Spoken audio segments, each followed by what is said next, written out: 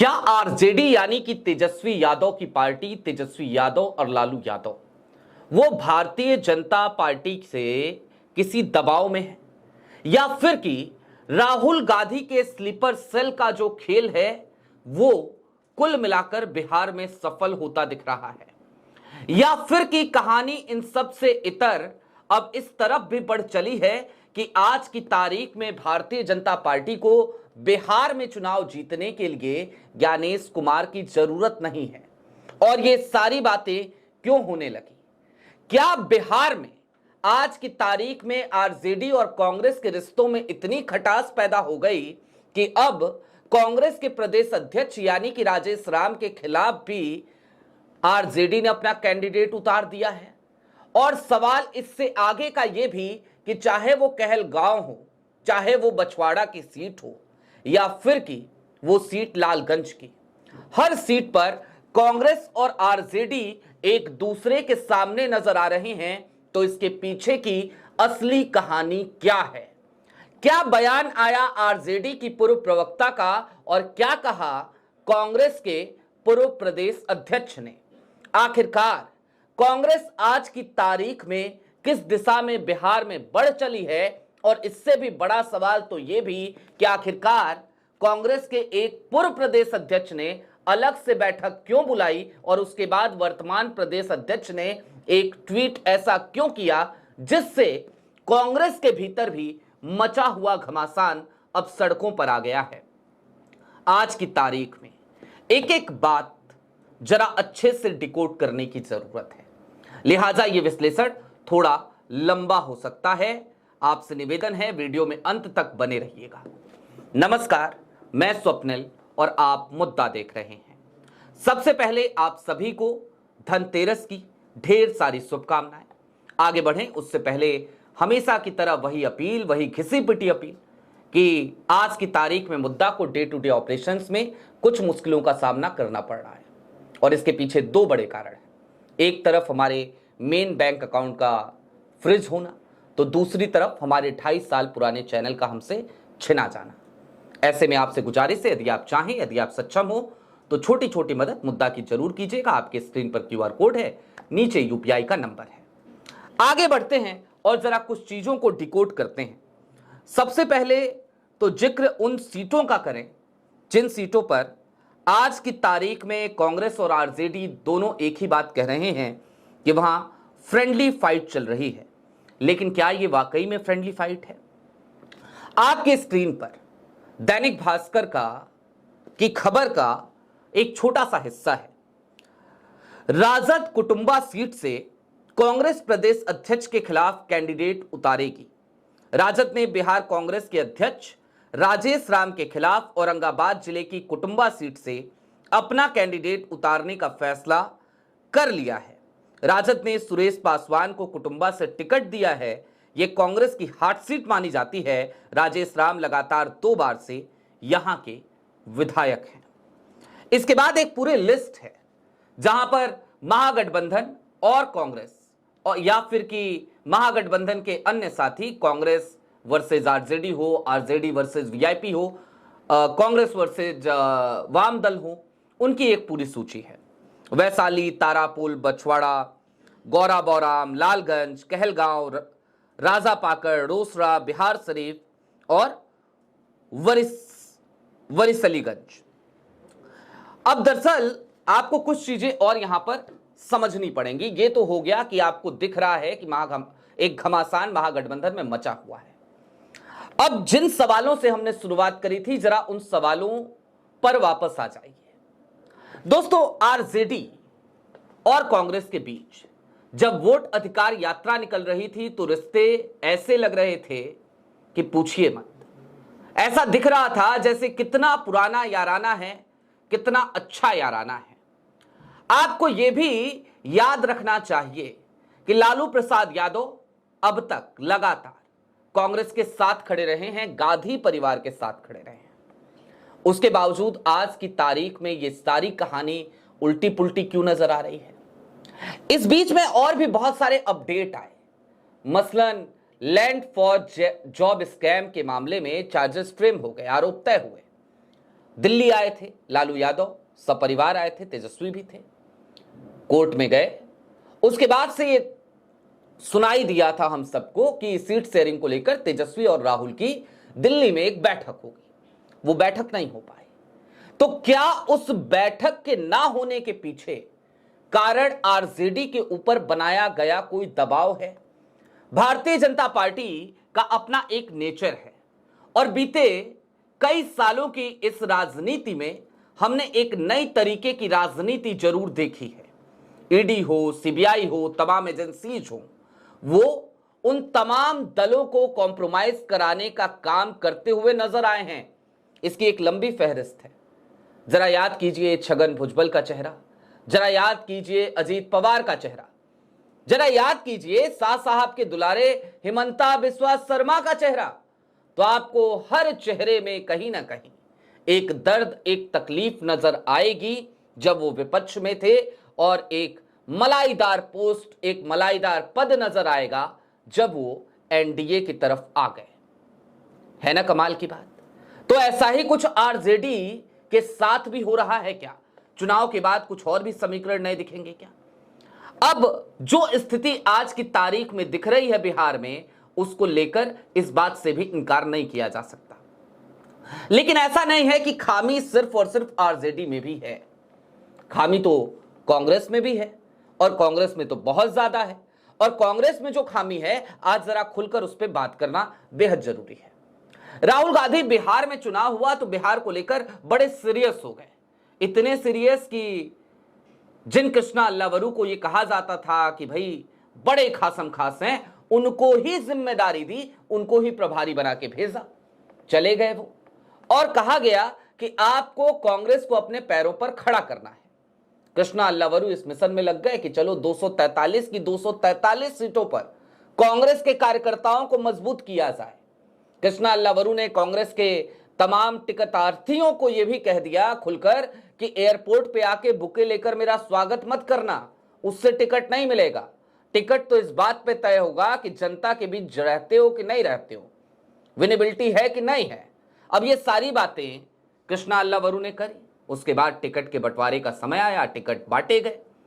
Ticket जो बांटे गए हैं उसमें भी हालांकि कई सीटों पर गलतियां हुई हैं कांग्रेस से, लेकिन फिर भी यह कहने में आज की तारीख में हमें यह संकोच नहीं करना चाहिए कि कम से कम कांग्रेस आरजेडी की पिछलग्गू बनकर टिकट नहीं बांट रही थी। यह बात तो तय मानी जानी चाहिए। एक सीट जरूर ऐसी है जहां पर ऐसा कुछ हुआ, उसका जिक्र फिर कभी कर लेंगे।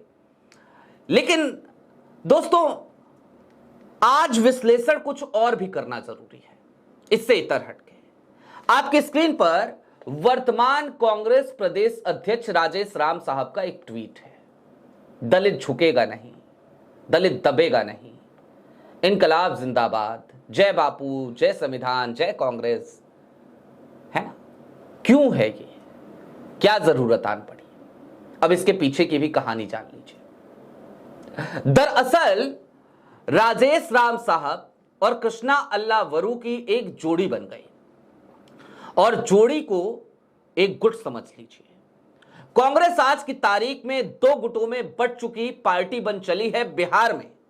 एक वो गुट है जो खुलकर चिल्लाकर तमाम मंचों से चीख चीख कर यह कहता है कि आरजेडी है तो कांग्रेस है। वो लोग हैं जो हैं कांग्रेस में, लेकिन कह ये रहे हैं कि आरजेडी है तो कांग्रेस है। एक सज्जन है, राज्यसभा सांसद हैं, नाम है अखिलेश प्रसाद सिंह। सिर्फ राज्यसभा सांसद नहीं है ना, इनकी पहचान को इतना छोटा भी मत कीजिए। कांग्रेस ने इनको राज्यसभा सांसद तो बनाया ही बनाया है, इसके साथ ही साथ ये सीडब्ल्यूसी मेंबर भी हैं। यानी कांग्रेस की जो सबसे पावरफुल कमेटी है, उस कमेटी में एक कुर्सी इन साहब की भी लगती है, इन सज्जन की भी लगती है। अखिलेश प्रसाद सिंह पूर्व प्रदेश अध्यक्ष रहे अखिलेश प्रसाद सिंह, लेकिन आज इन्होंने एक अलग गुट सा बना लिया। अखिलेश प्रसाद सिंह को लेकर गाहे बेगाहे ये बात कही जाती है कि अखिलेश प्रसाद सिंह कांग्रेस को लालू प्रसाद यादव के दफ्तर और लालू प्रसाद यादव के घर से चलाया करते थे। जी हां, ये बात आमतौर पर आप बिहार में जाइएगा, लोगों से बात कीजिएगा, सबकी जबान पर खुले तौर पे ये बात होगी। खास तौर पे उन कार्यकर्ताओं के जो जमीनी कार्यकर्ता थे वो ये बात कहा करते हैं कि अखिलेश प्रसाद सिंह का मतलब है कि लालू जी की गोद में जाकर कांग्रेस बैठ गई, लालू जी जो कहें वही सही, बाकी सब हवा हवाई। कांग्रेस मजबूत हो ना हो इससे फर्क नहीं पड़ता अखिलेश प्रसाद सिंह को। वो अखिलेश प्रसाद सिंह राज्यसभा सांसद भी हैं, सीडब्ल्यूसी मेंबर भी हैं, प्रदेश अध्यक्ष भी हुआ करते थे और उनके बाद राजेश राम को लाया गया। यही अखिलेश प्रसाद सिंह, एक एजेंसी ऐसी है जिसको इन्होंने बाइट दी और उस बाइट को कोट करते हुए इन्होंने बकायदा ट्वीट भी किया। हम वो बाइट नहीं चला सकते, लेकिन फिर भी इन्होंने ट्वीट क्या किया उसका आप जान लीजिए और इन्होंने क्या कहा वो भी जान लीजिए। कहते क्या है कि भाई ये तो आज की तारीख में प्रभारी और वर्तमान प्रदेश अध्यक्ष से पूछा जाना चाहिए कि कांग्रेस को सीट बंटवारे के लिए इतना कम करके क्यों आंका जा रहा है। अखिलेश प्रसाद सिंह जी, जब आप थे तो कांग्रेस को कौन सा कम करके नहीं आंका गया? भाई लोकसभा चुनाव के दौरान क्या हुआ कांग्रेस के साथ? आप ही थे ना, मनपसंद सीटें तब भी नहीं मिली। और आज जब कृष्णा अल्लावरू और राजेश राम मनपसंद सीटों पर अड़ गए हैं, मैं आपको याद दिला दूं वो बयान सीसी की बैठक से बाहर निकलने के बाद राजेश राम ने सीधे तौर पे कहा था कि मसला सिर्फ और सिर्फ क्वांटिटी ऑफ सीट्स का नहीं है, सिर्फ और सिर्फ नंबर्स का नहीं है, असल मसला तो क्वालिटी ऑफ सीट्स का है। यानी कि वो सीटें जहां पर हम अच्छा कर सकते हैं, अगर वो सीटें हमें नहीं मिलेंगी, हमें आप कोई भी सीट दे दोगे तो फिर भला हम वहां पे जीतेंगे कैसे? और जब नहीं जीतेंगे तो फिर आप हमारे ऊपर दोष मढ़ोगे कि भाई स्ट्राइक रेट खराब है। तो स्ट्राइक रेट अगर कांग्रेस का अच्छा करना है तो उसे जाहिर सी बात है सीटें अच्छी चाहिए। लेकिन इन सब के बीच हो क्या रहा है? तो हो ये रहा है कि भाई बछवाड़ा से गरीबदास कांग्रेस के छात्र संघ से जुड़े रहे, वो आज चुनाव लड़ रहे हैं, लेकिन उनके सामने आरजेडी ने अपना कैंडिडेट उतार दिया। एक कैंडिडेट जो इतने दिनों से मेहनत कर रहा था, इतने दिनों से लगातार खून पसीना एक करके लगा हुआ था, आपने उसके सामने अपना कैंडिडेट दे दिया। आपका कैंडिडेट आरजेडी का वो किसका वोट काटेगा भैया? लालगंज की सीट पे क्या हुआ? यही कहानी। लालगंज की सीट पर अच्छी खासी सारी तैयारियां हो गई, कांग्रेस ने सिंबल बांट दिया और फिर देर रात को पता चलता है कि शिवानी शुक्ला को टिकट मिल जाता है आरजेडी का उसी सीट से। अब दोनों नामांकन भर चुके हैं। इसके बाद कुटुंबा, ये तो अप्रत्याशित है ना कि कांग्रेस के प्रदेश अध्यक्ष के सामने आप अपना कैंडिडेट खड़ा कर दें और फिर आप कहें कि भैया हम तो गठबंधन में हैं, ये तो इंडिया अलायंस है।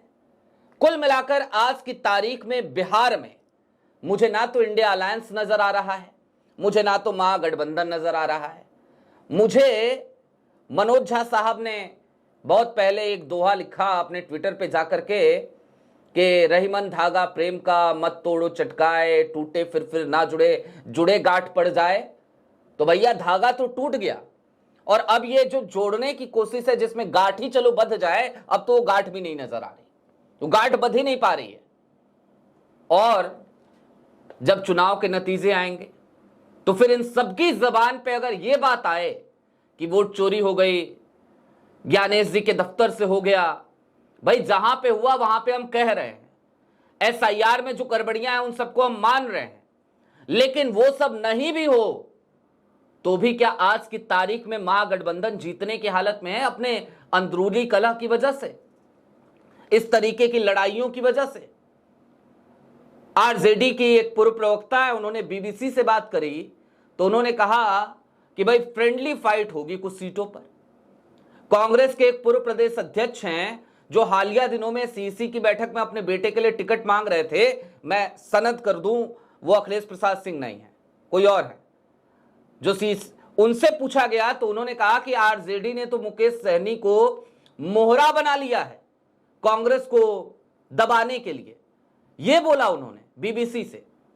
हालांकि उन्होंने कहा कि मेरा नाम मत बताइएगा, लेकिन हमें पता है कि कौन सा आप थे, तो मैंने आपको इशारा कर दिया कि सीईसी की बैठक में राहुल गांधी से उन्होंने टिकट भी मांगा था अपने बेटे के लिए, और राहुल गांधी ने बकायदा फटकारा था उन्हें इस बात पे। वही सज्जन ये बात कह रहे थे बीबीसी से कि मुकेश सहनी मोहरा बन गए हैं।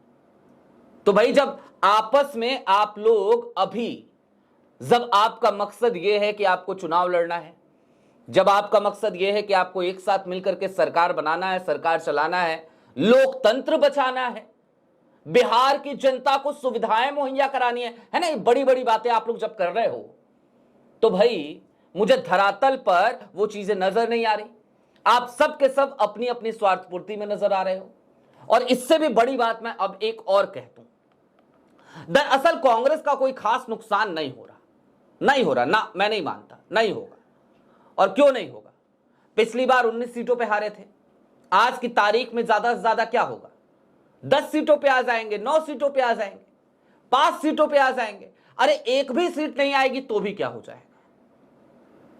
सरकार तो बनेगी नहीं।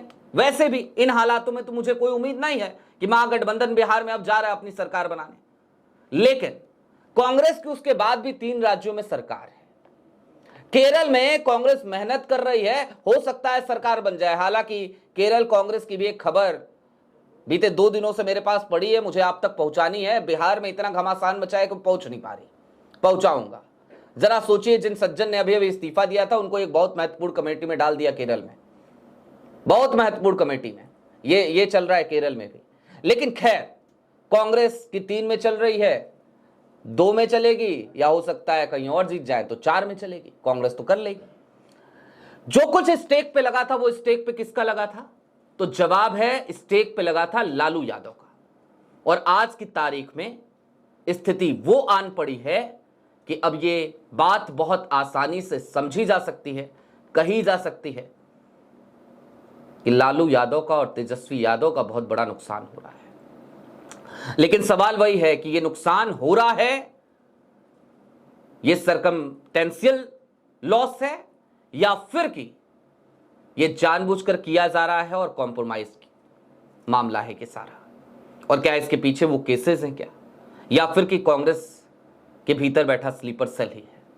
कौन है आखिरकार महागठबंधन का असली गद्दार? बहुत सारी बातें तो हमने खुलकर कह दी, बहुत सारे नाम गिना दिए। कुछ आप अपनी तरफ से भी इनपुट दीजिए।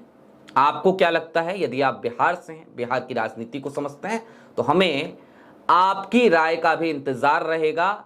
बिहार की पल पल बदलती राजनीति को डिकोड करने की कोशिश यहां जारी रहेगी। बहरहाल अभी के लिए दीजिए इजाजत। एक बार फिर आप सभी को धनतेरस की ढेर सारी शुभकामनाएं। चैनल पे नए हो तो सब्सक्राइब करते हुए जरूर जाइएगा। बहुत शुक्रिया।